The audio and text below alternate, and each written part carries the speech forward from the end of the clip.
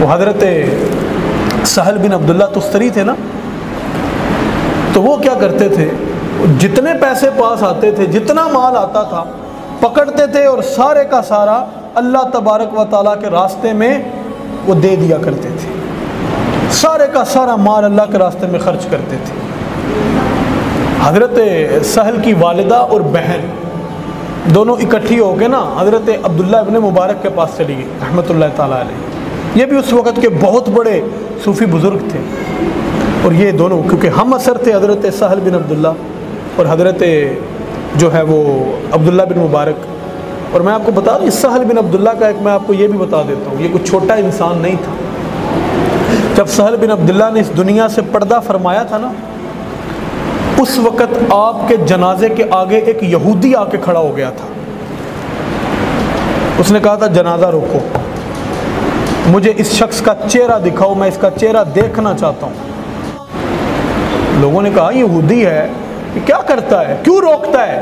اس نے کہا نہیں، مجھے اس کا جنازہ، اس کا چہرہ مجھے دکھاؤ، اس کو کندھوں سے نیچے اتارو۔ بہرحال اس نے ضد کی، لوگ مان گئے، انہوں نے وہ جسد کو نیچے رکھا، اس کو چہرہ دکھایا۔ اس نے جب چہرہ دیکھا نا، اس نے کہا اب مجھے مصطفیٰ کریم کا غلام بنا دو۔ انہوں نے پوچھا لوگوں نے ایسی کیا بات ہے؟ اس نے کہا میں یہودی ہوں، لیکن اللہ کی قسم جب سہل کا جنازہ آ رہا تھا نا، میں نے اپنی آنکھوں سے دیکھا ہے اللہ تبارک و تعالیٰ کے فرشتے بھی اس کے جنازے میں شریک ہونے کے لیے آ رہے ہیں۔ اتنا بڑا مرتبہ تھا، اور یہاں پر سارے کا سارا مال اللہ کی رضا کی خاطر دے دیا کرتے تھے۔ عبداللہ ابن مبارک کے پاس شکایت چلی گئی، اب والدہ گئیں اور بہن گئی، ظاہر ہے والدین کو تو فکر ہوتی ہے نا اپنے بچوں کی، تو ان کو بھی ہوگی۔ تو جا کے جب یہ سارا معاملہ بتایا کہ کچھ پاس نہیں رکھتا، سارا خرچ کر دیتا ہے، آپ نے کہا ٹھیک ہے، آپ ذرا بلائے نا اس کو، حضرت سہل کو، تو میں ان سے بات کرتا ہوں۔ بہرحال حضرت عبداللہ ابن مبارک کی اور حضرت سہل بن عبداللہ کی ملاقات ہوئی۔ جب ملاقات ہوئی تو آپ نے بتایا کہ آج آپ کی والدہ کی طرف سے یہ شکایت آئی۔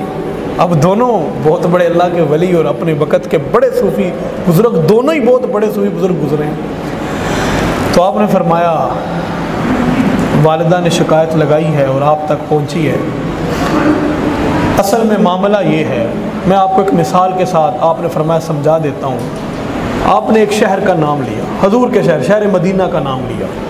آپ نے کہا کہ ایک شخص مدینہ میں رہتا ہے اور اس نے مدینہ کو چھوڑ کے کسی دور دراز علاقے میں جانا ہے، کیونکہ پہلے آپ کو پتہ ہے نہ تو ہوائی جہاز ہوتے تھے، نہ کوئی اس طرح کی سواریاں تھیں، گھنٹوں کا سفر دنوں کا سالوں میں ہوتا تھا، ایسا ہی ہوتا تھا مہینوں یا سالوں میں۔ تو آپ نے ایک مثال دے کے سمجھایا، آپ نے کہا کہ ایک بندہ مدینہ میں رہتا ہے، اب اس نے مدینہ سے مائیگریٹ کر کے، یہ بات بڑی غور طلب ہے، آپ نے دل کے کانوں سے سنی ہے، مدینہ سے مائیگریٹ کر کے اس نے کہیں دور دراز کسی علاقے میں جانا ہے۔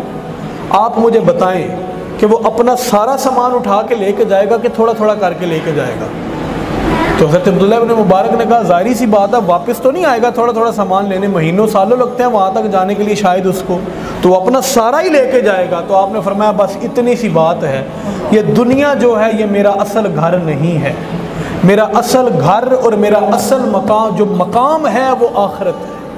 تو میں یہاں سے سامان اٹھاتا ہوں اور اللہ کے راستے میں خرچ کرتا ہوں، اور آگے جو اس کا صلہ ہے وہ آخرت کے لیے میرا جمع ہو جاتا ہے۔ یعنی کہ ان لوگوں کے ہاں یہ